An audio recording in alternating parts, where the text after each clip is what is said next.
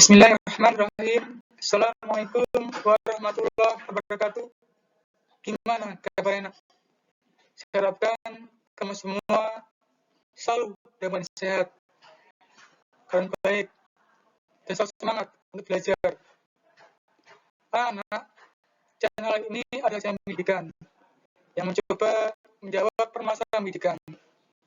Pada kesempatan ini, kita akan bahas pelajaran 3, tema 1, subtema 3, yaitu pertumbuhan hewan.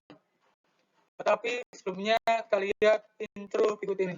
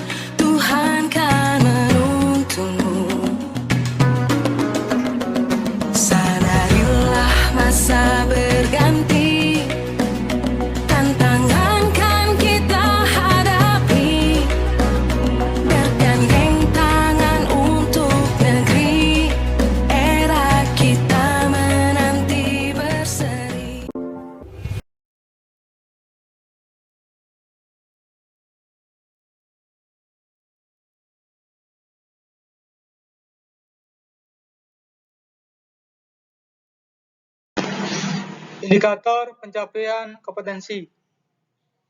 Pertama, menjelaskan pengertian daur hidup hewan.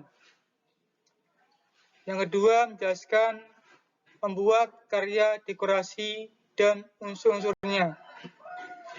Yang ketiga, menjelaskan pengamalan sila kedua Pancasila. Yang keempat, menjelaskan gerak non-lokomotor. Yang kelima, menghitung dengan mengkalingkan angka.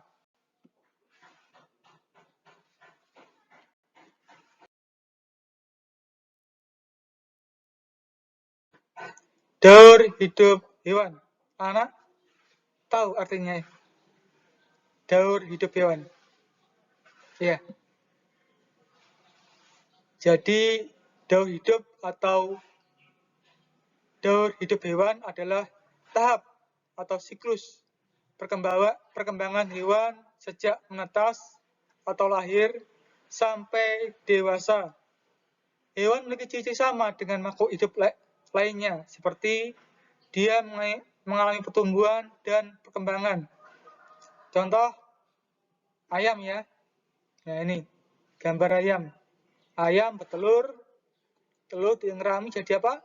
Ya anak ayam. Setelah itu berkembang menjadi ayam dewasa. Ini contohnya. Ciri ayam adalah ayam berjalan dengan 2 kaki, bernafas dengan paru-paru, berkembang biak dengan bertelur. Ayam mengalami perubahan bentuk telur sampai menjadi ayam dewasa. Setiap hari diberi makan dan minum akan terjadi perubahan dari kecil ke besar, menunjukkan ayam mengalami pertumbuhan.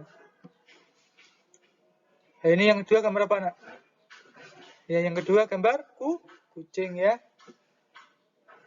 Kucing merupakan hewan yang berkembang biak dengan beranak. Kulit kucing ditumbuhi rambut atau bulu. Kucing bernafas dengan paru-paru. Kucing berjalan dengan 4 kaki. Kucing jika diberi makan, nah ini, dan dirawat, juga akan mengalami pertumbuhan. Jadi anak kucing jadi kucing beneran ya. Yang ketiga contohnya adalah kuda. Kuda merupakan hewan yang berkembang biak dengan beranak. Kulit kuda juga ditumbuhi rambut. Kuda bernafas dengan paru-paru. Kuda berjalan dengan 4 kaki. Kuda jika diberi makan dan dirawat juga akan mengalami pertumbuhan. Dan kuda punya badan dan tenaga yang sangat kuat. Ya.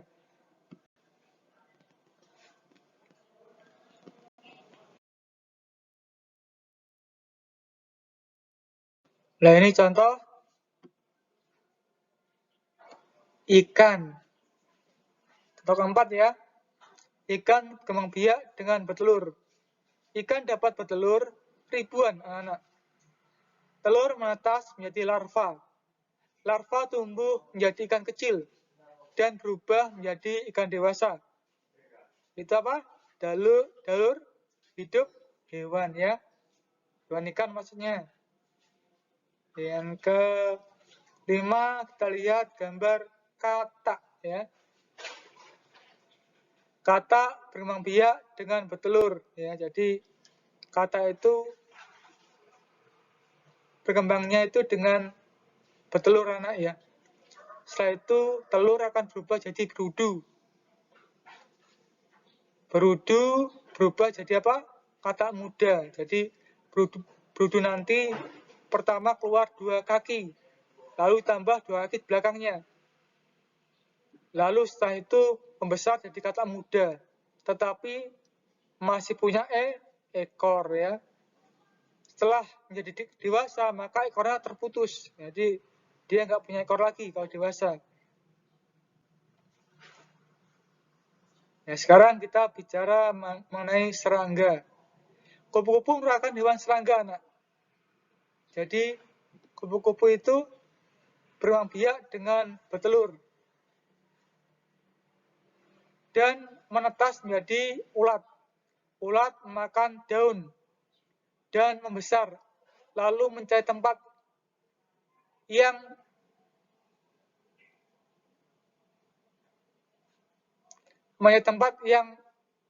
rimbun. Untuk apa? Berdiam diri dan membentuk kepompong. Setelah pecah, kepompong berubah menjadi kupu-kupu. Anak, kupu-kupu merupakan hewan yang mengalami metamorfosis. Apa itu metamorfosis? Adalah hewan yang mengalami perubahan bentuk. Dan kupu-kupu merupakan hewan atau serangga yang mengalami perubahan bentuk secara sempurna. Karena dia melalui 4 tahap. Jadi dari telur jadi ulat, ulat jadi kepompong, kepompong jadi kupu-kupu ya.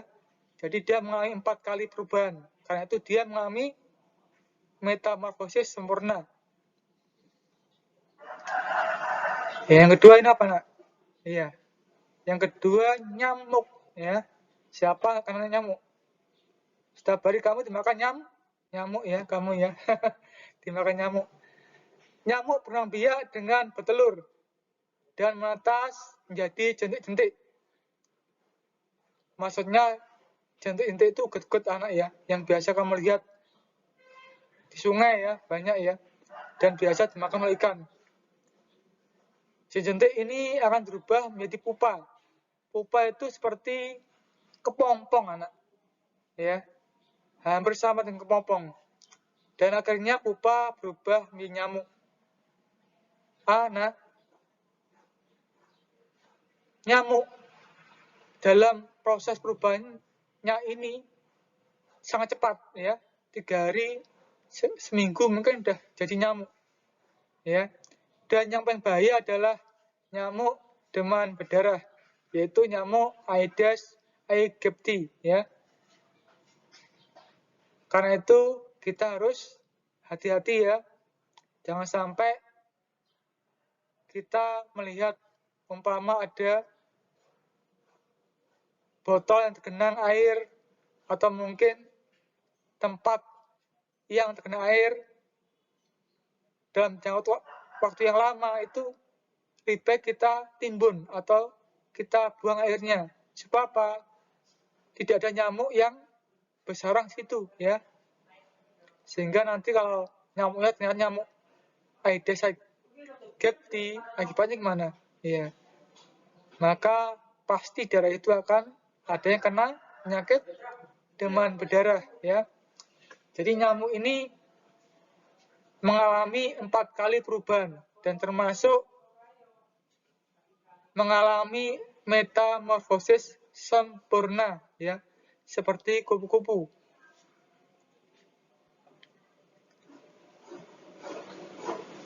Yang ke-8 ini serangga juga, tetapi dia mengalami metamorfosis tidak sempurna. Contoh ini kecoa ya. Lalu belalang, capung.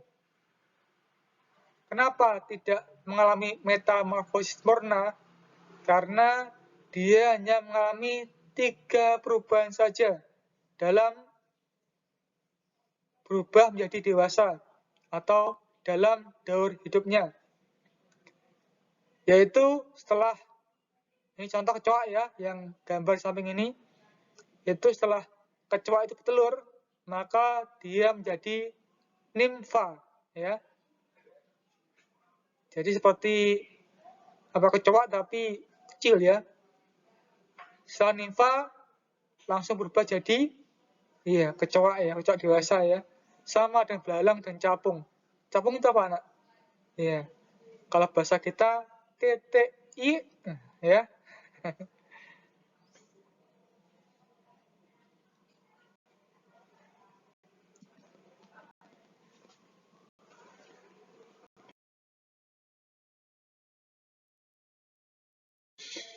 Karya dekorasi.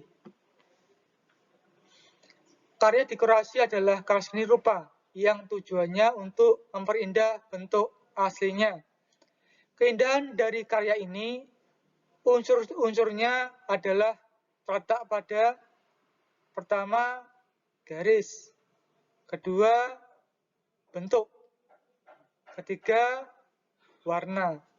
Umumnya, warna yang dipakai untuk karya dekorasi adalah warna yang mencolok ya, atau warna yang terang ya.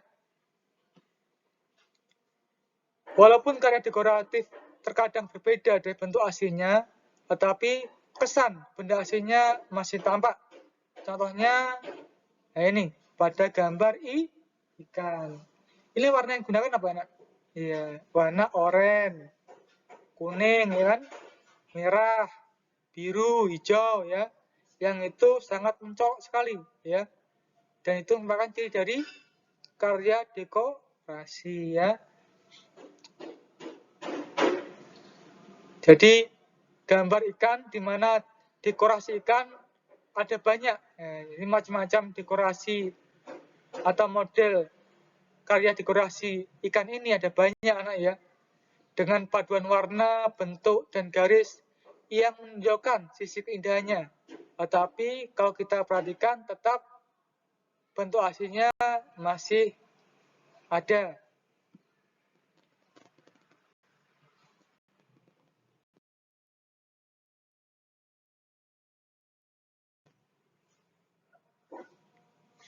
Simbol dalam Pancasila. Ya, anak, kemarin kita membahas mengenai sila kedua. Sekarang ini kalau kita perhatikan simbolnya ini atau lambangnya ini bentuk apa? Iya.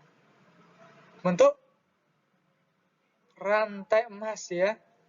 Dan juga merupakan pengaman sila kedua. Rantai emas merupakan lambang sila Pancasila sila kedua. Bunyinya kemanusiaan yang adil dan beradab. Menghargai dan menyayangi teman adalah pengamalan sila kedua, anak. Dengan kita menghargai dan menyayangi teman atau orang lain, maka akan tercipta kerukunan. Contoh lain pengaman sila kedua yaitu pertama, menegakkan persamaan hak, kewajiban, dan martabat manusia tanpa membedakan suku, keturunan, agama, kepercayaan, jenis kelamin, kedudukan, sosial, warna kulit, dan sebagainya. Yang kedua, menjaga kesopanan dan saling menghargai. Yang ketiga, tidak bersikap sewana-wana terhadap orang lain. Yang keempat, menjunjung tinggi nilai-nilai kemanusiaan. Yang kelima, suka melakukan kegiatan kemanusiaan. Yang keenam, berani membela kebenaran dan keadilan. Ketujuh, menghormati dan bekerjasama dengan bangsa lain. Anak, dalam pengawalan sila kedua ini, ya, dalam wujud kita menyayangi teman kita, kadang-kadang kita perlu memberi saran atau memberi saran pada teman kita supaya ada perubahan, ya, dalam hal positif, ya. Ini. Jadi dalam kita memberi saran, ya, sebaiknya pertama dengan kata yang baik dan sopan, anak, ya, supaya apa? Ya, tidak menyakiti. Yang kedua, tidak menyinggung perasaan orang lain. Nah, hati-hati, ya. Jangan sampai menyinggung perasaan teman kita. Yang ketiga, jangan sampai berat sebelah atau memihak, ya. Dan itu pasti teman kita bisa merasakan, ya.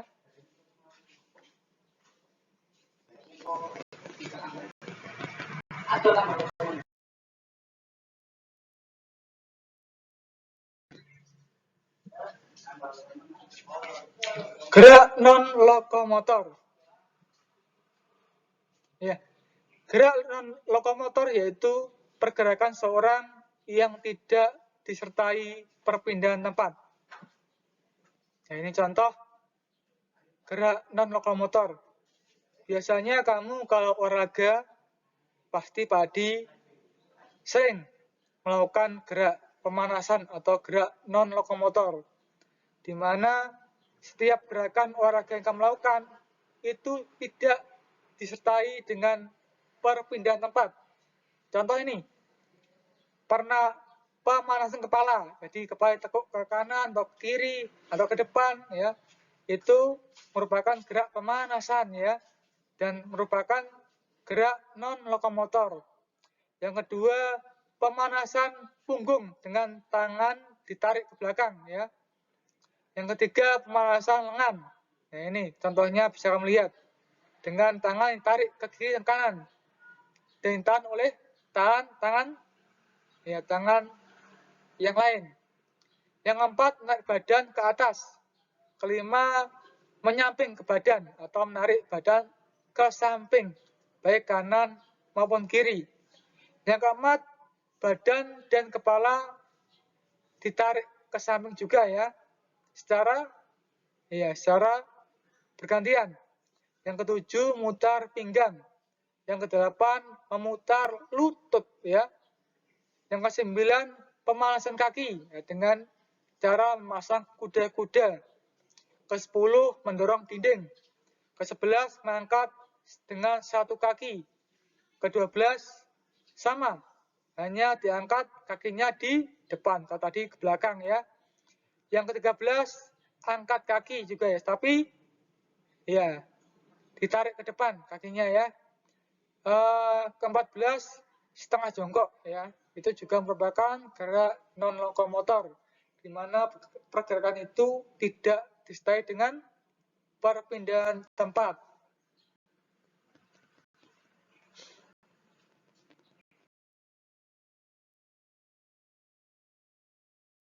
Ya, matematika.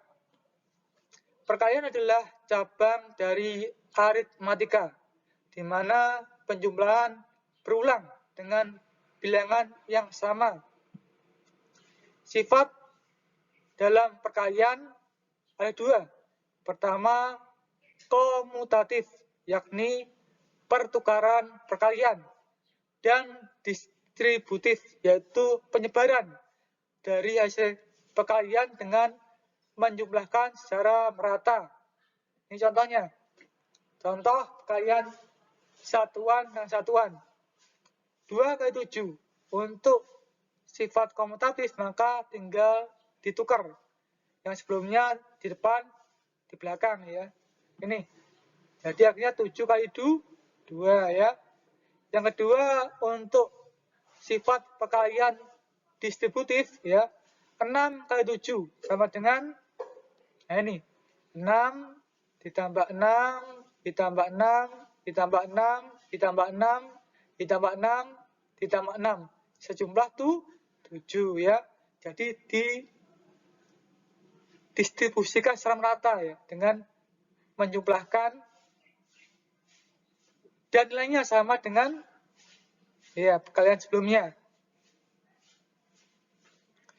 Contoh kalian satuan dengan puluhan dan puluhan secara bertingkat. Nah, nomor 1, 16 kali 7.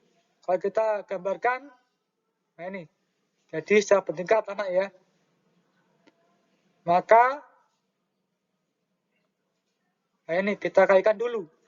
7 kali 6, berapa? 42. 7 kali 1, ya. 1 10 anak. Ya kan? 1 kan puluhan. Jadi 7 kali 10 ya. Sama dengan 70.